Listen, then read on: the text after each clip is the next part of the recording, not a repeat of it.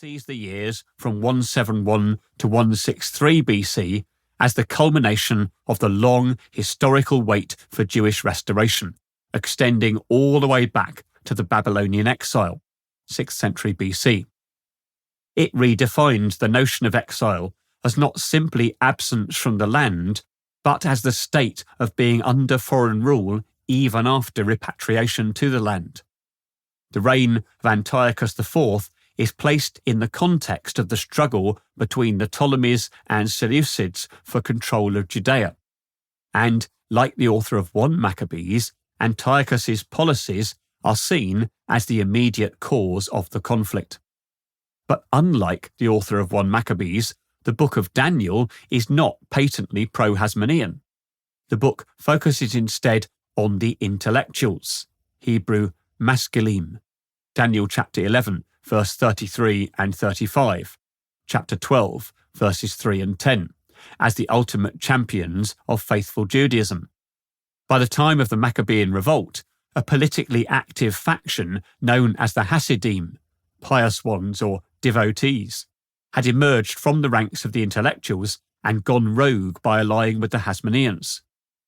The remainder of the intellectuals could not fully endorse the Hasmoneans' methods, viewing them as providing only a little help to the Jewish cause. Daniel chapter 11, verse 34. The intellectuals did not wish to take up the sword, but the scroll. The figure of Daniel himself embodies the intellectuals' centrist idea of quiet resistance. He engages foreign culture, but remains faithful to Jewish convictions, even when that threatens his life. There is an eschatological thrust to the book, as it looks beyond the Maccabean conflict and the disappointments of history to ultimate salvation in the establishment of an eternal kingdom of God. The book of 1 Enoch also contains information about the Hasmonean conflict, mainly in 1 Enoch chapter 90, though its symbolism is more opaque than Daniel. It relates the extraterrestrial journey of Enoch into the heavenly realms, where the secrets of history and the universe are revealed to him.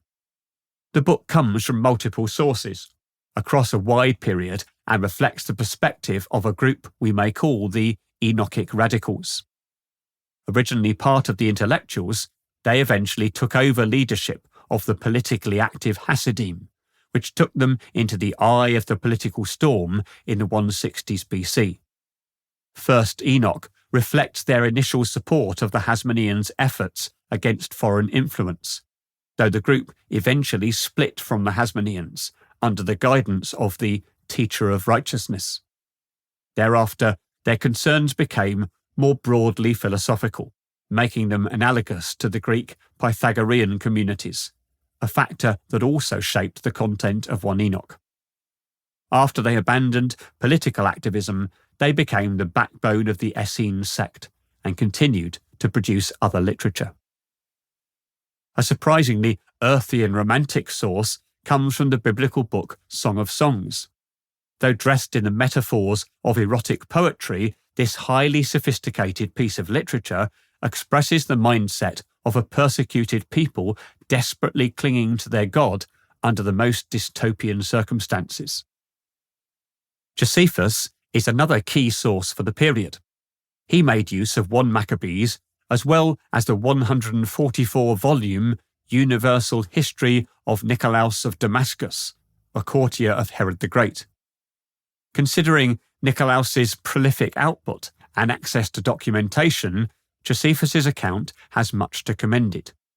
Though his chronology is at times tangled by unwitting mistakes, comparison with other sources usually allows us to unravel these satisfactorily.